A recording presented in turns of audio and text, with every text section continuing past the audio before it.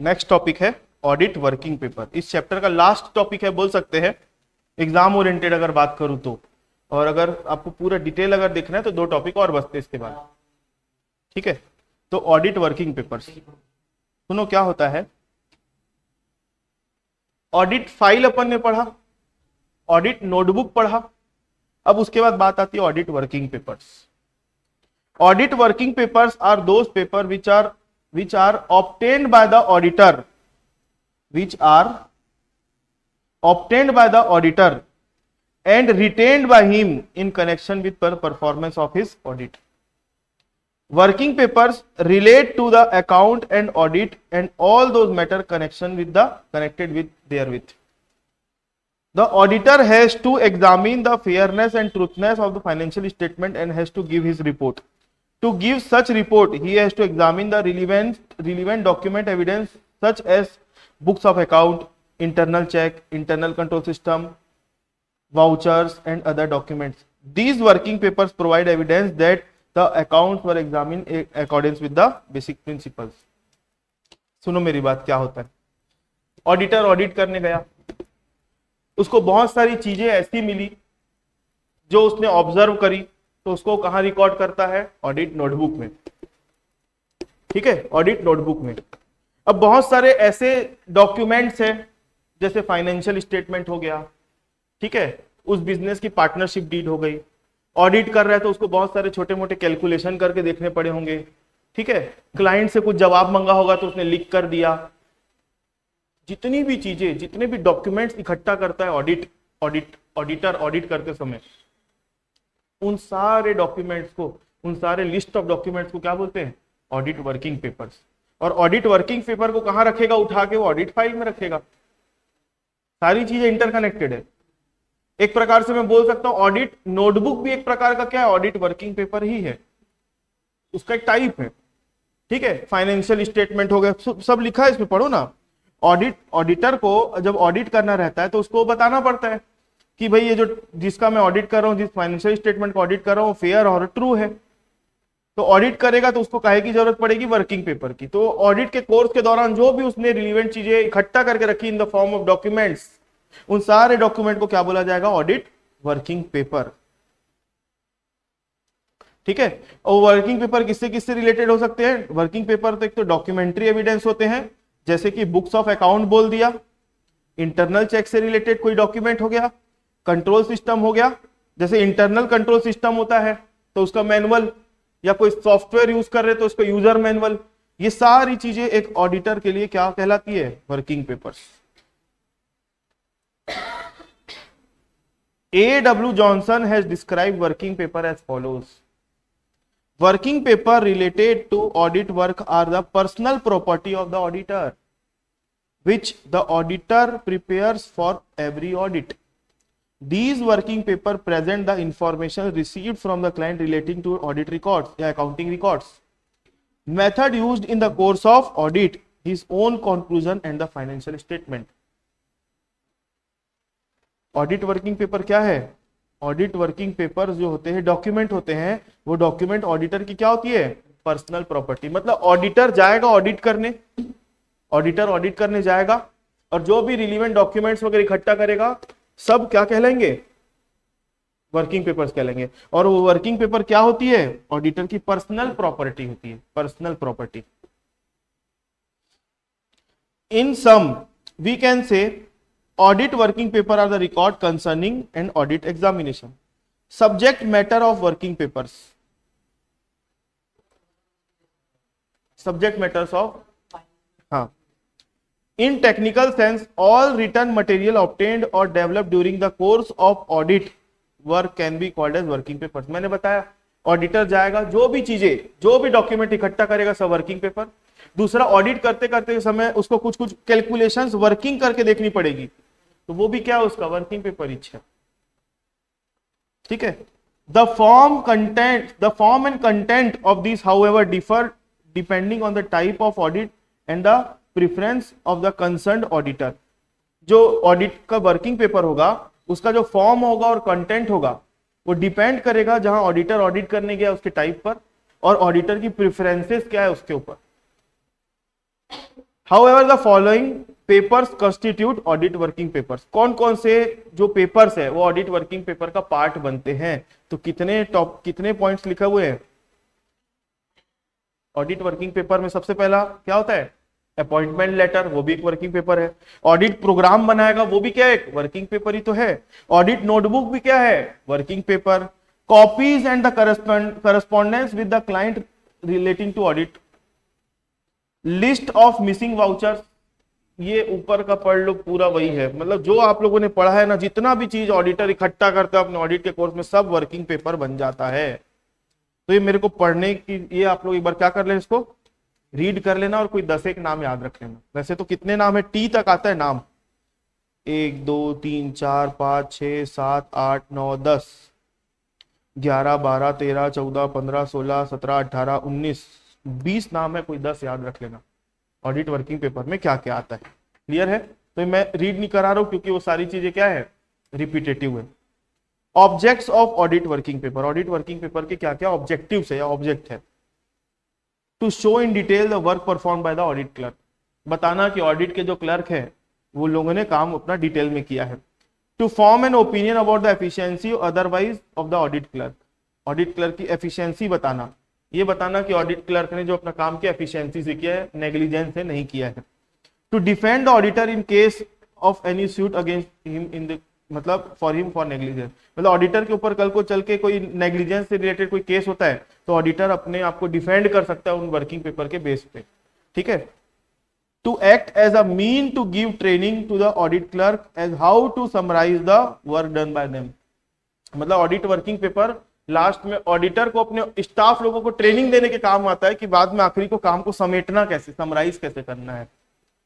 Two point out shortcomings of the internal control system, to act as a mean of audit plan, help the auditor in preparing audit report, provide information to the auditor relating to instruction followed by the auditor staff, provide the base for future audit work, to make the audit work easy and convenience, to settle the dispute of various parties, used as a statutory document, helpful in the progress and examination of work,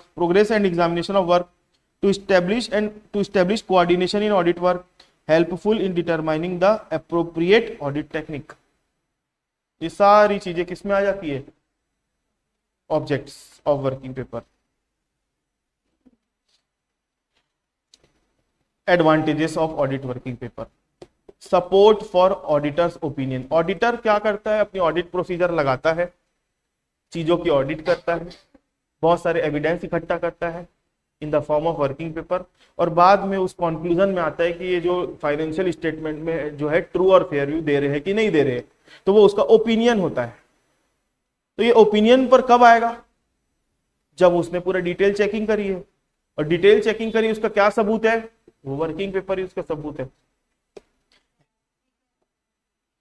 according to standard audit procedure, तो ये सब आपको लिखने की जरूरत नहीं है। Helpful in preparation of audit report, audit report बनाने के काम आएगा।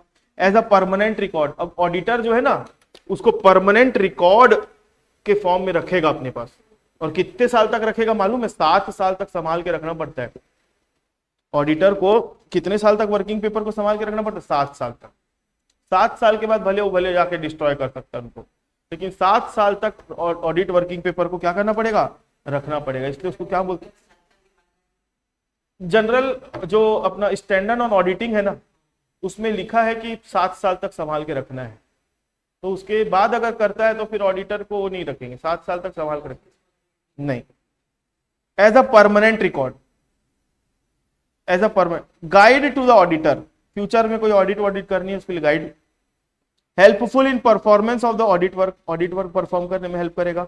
Helpful in evaluation of the work of an audit staff, good evidence for the work done, provide better advice to the client, role in creating bridge between original transaction and financial statement, easy division of work among audit staff। Audit working paper के characteristics या essentials क्या होते हैं, working paper should be properly designed, working paper should be properly organised, they should be complete in all respect, accuracy, simplicity, paper used should be of the best quality and uniform size. हाँ, working paper should be properly indexed. क्या होता है, हम लोग जब working paper के बारे में पढ़ते थे ना, तो हम लोगों को दो तीन चीज बताई जाती थी। एक तो ऑडिट का जो वर्किंग पेपर है ना, ऑडिटर की प्रॉपर्टी होती है। अगर मान लो कोई कोई मांग रहा है ऑडिटर का वर्किंग पेपर, ऑडिटर को बोल रहा है वर्किंग पेपर दो उनका, तो क्या ऑडिटर दे देगा? सबसे पहला जवाब होगा कि देखो, ऑडिट का जो वर्किंग पेपर होता है वो भले क्लाइंट के ऊपर बना हुआ है, लेकिन पर्सनल प्रॉपर्टी किसकी? ऑडिटर की। तो इसलिए ऑडिटर जो है उसको देने के लिए कोई लाइबिलिटी नहीं है। कोई आदमी मांगेगा, क्लाइंट भी मांगेगा, अगर वापस तो नहीं देगा, उसकी मर्जी ऑडिटर की। तो ऑडिटर के ऊपर अगर कोई स्टैट्यूटरी बाउंडेशन है कि ये जमा करना है तो ही करेगा, या फिर ऑडिटर का अपना डिस्क्रिशन है। ऑडिटर का अपना डिस्क्रिशन मतलब उसकी खुद की समझ है कि देना चाहिए, ठीक है देना तो देगा, नहीं देना है तो नहीं देगा। ये हो गया, ये हमारे में एक अच्छा क्वेश्चन आता था। और दूसरा एक क्वेश्चन आता था,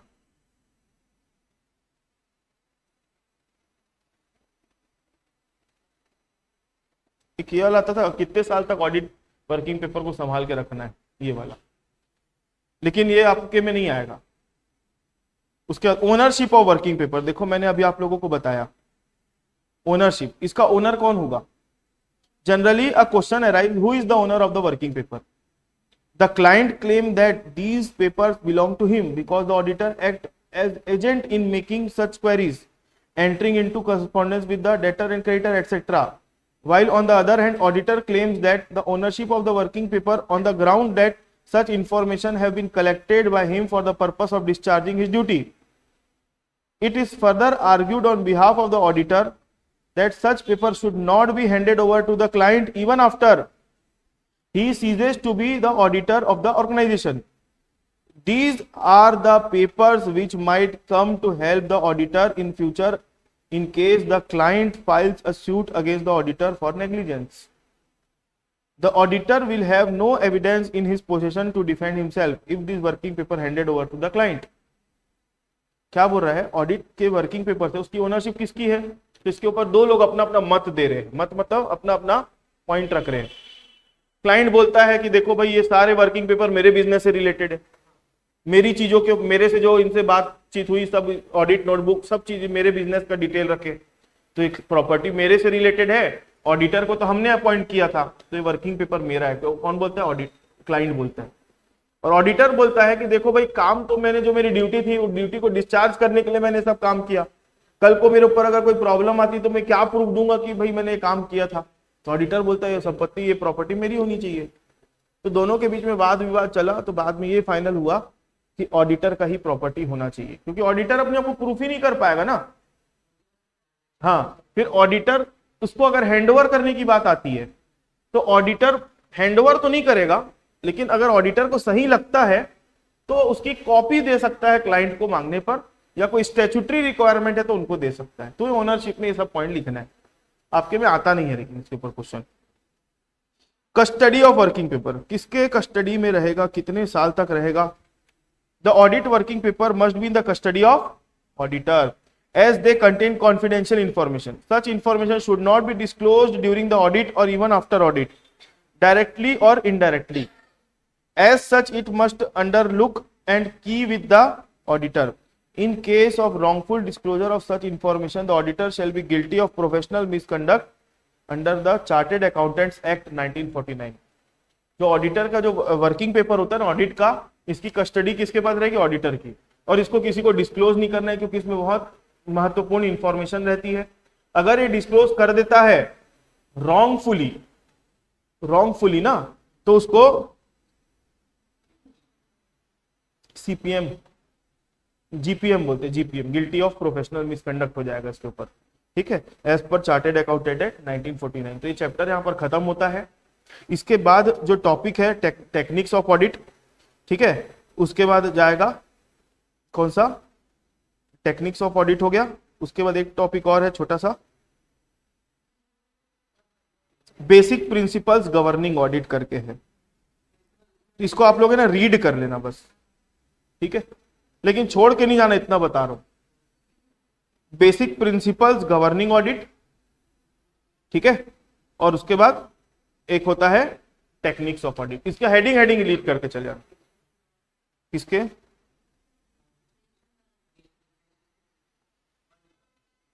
हाँ, उसके बीच में डिफरेंस होगा ना, प्रिंसिपल क्या होता है और टेक्निक्स। एक तो मैंने पहले क्या बताया ऑडिट के टेक्निक्स क्या क्या है, जो मैंने पॉइंट को अलग किया, और एक प्रिंसिपल बताया, तो दोनों के बीच का डिफरेंस क्या है, ठीक है। तो कौन सा वाला? ये जब तक ऊपर नहीं पढ़ोगे तब तक समझ में नहीं आएगा। टेक्निक्स और प्रिंसिपल जब तक नहीं पढ़ोगे तब तक डिफरेंस कैसे पढ़ोगे? तो रीड कर लेना इसको, ठीक है, रीड कर लेना इसको। इसके बाद ये चैप्टर में अब कुछ नहीं है, इनके ऊपर क्वेश्चन आया नहीं है, इसलिए मैंने इसको एक्स्ट्रा टॉपिक्स में डाल दिया है, लेकिन पढ़ के एक बार चले जाना, कुछ नहीं है। मैं बता देता हूं, ओवरव्यू सुनो। टेक्निक्स, ऑडिटर जब किसी फर्म को ऑडिट करेगा तो कौन कौन से टेक्निक्स अप्लाई करेगा? तो पहला physical examination and counting.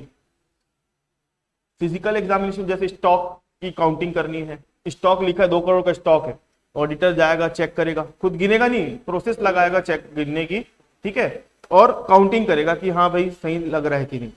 Confirmation, balance sheet में कोई ऐसी इंफॉर्मेशन है जो लग रही है कि भाई ये सही नहीं लग रही, तो सामने वाले पार्टी से क्या करवा सकता है?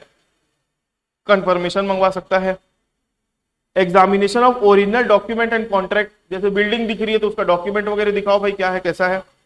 रिकम्प्यूटेशन, कोई मान लो लेजर अकाउंट है, ऑडिटर को लग रहा है गड़बड़ है, उसकी कैलकुलेशन गड़बड़ लग रहा है, डेप्रिसिएशन वगैरह की कैलकुलेशन को रिकम्प्यूट करके देख सकता है। Examination of bookkeeping procedure, Prabhu भैया बंद करो तो दरवाजा।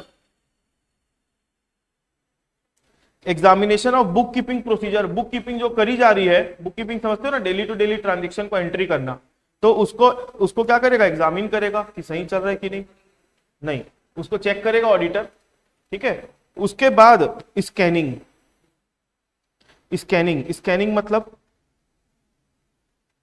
मतलब एक ओवरव्यू लेना हर चीज का, ठीक है। उसके बाद इंक्वायरी मतलब जो क्लाइंट के स्टाफ है इन लोगों से क्या करना? इंक्वायरी करना। Examination of subsidiary books, subsidiary book का मतलब पूरी बुक कीपिंग और उससे रिलेटेड एग्जामिनेशन करना। Core relation with related information, जो ऑडिट से रिलेटेड इंफॉर्मेशन है उसका कोर रिलेशन करना, कि मैच करके देखना कि चीजें कितनी आपसे वो है, इंटर रिलेटेड है। टेस्ट चेकिंग मतलब सैंपलिंग टेस्ट चेकिंग, जानते हो ना, रैंडमली कोई भी अपना उठा के चेक कर लेना बीच का कोई भी कि ये सही है कि नहीं है। रूटीन चेकिंग, ये सब मैंने आप लोगों को पढ़ाया हुआ है वैसे भी। डिटेल्ड चेकिंग मतलब लग रहा है कि भाई टेस्ट चेकिंग ये सब काम नहीं करेगा तो डिटेल में चेकिंग करो। वाउचिंग भी मैंने आप लोगों को करवाया हुआ है।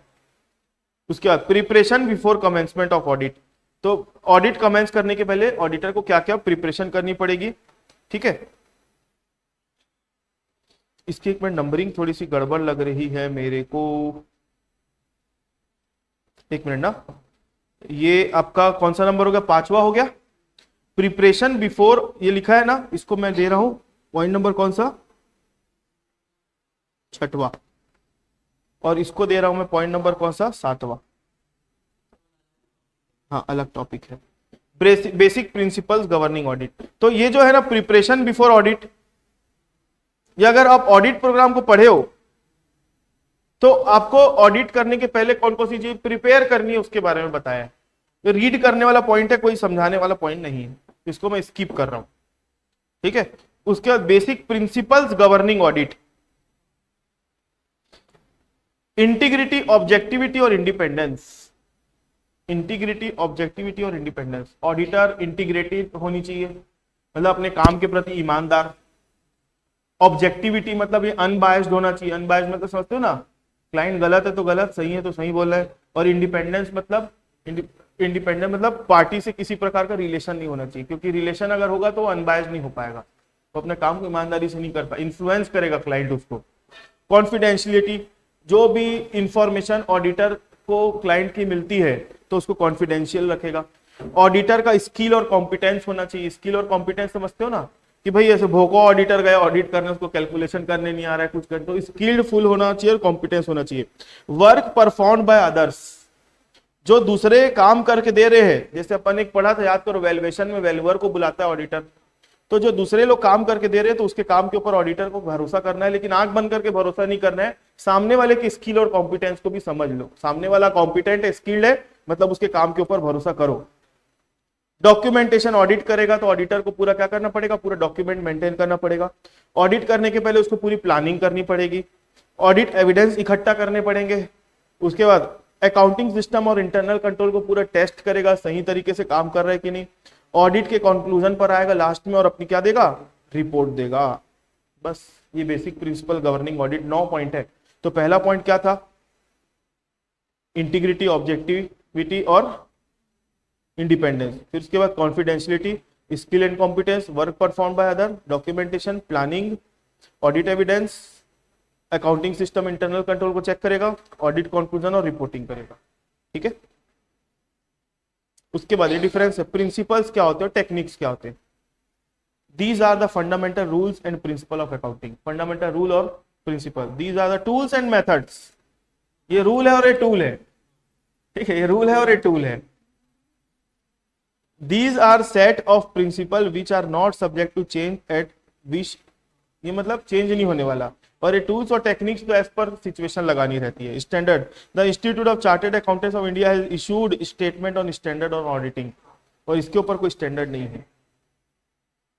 ठीक है, खत्म, अब इससे ज्यादा नहीं पढ़ना। यूनिट नंबर 1 अब हमारा पूरा कंप्लीट है, इसमें अब कुछ पढ़ने के लायक नहीं है। ठीक है, मतलब अगर मैं बोलूं यूनिट नंबर 1 में टोटल नंबर ऑफ चैप्टर कितने आते हैं, 4 चैप्टर आते हैं। कौन कौन से, मीनिंग, डेफिनेशन, स्कोप, है ना, दूसरा objects of and advantages of auditing, classification और techniques, preparation, procedure of audit, ये मैंने पूरा करवा दिया। ठीक है, उसके बाद अगर मैं आऊं तो यूनिट नंबर 2 भी मैंने पूरा करवा चुका है आप लोगों को। ठीक है, ये भी हो गया है, ये भी हो गया, जो कटवाया हूं सिलेबस में नहीं है, ये भी हो गया, ये भी हो गया है। यूनिट नंबर 2 भी हमारा डन है, यूनिट नंबर 5 भी हमारा पूरा कंप्लीट है, इसमें और कुछ पढ़ने की जरूरत नहीं है। ठीक है, अब यूनिट नंबर 3 बचता है और यूनिट नंबर 4 बचता है, जो मैं आप लोगों को नेक्स्ट क्लास में करवाऊंगा।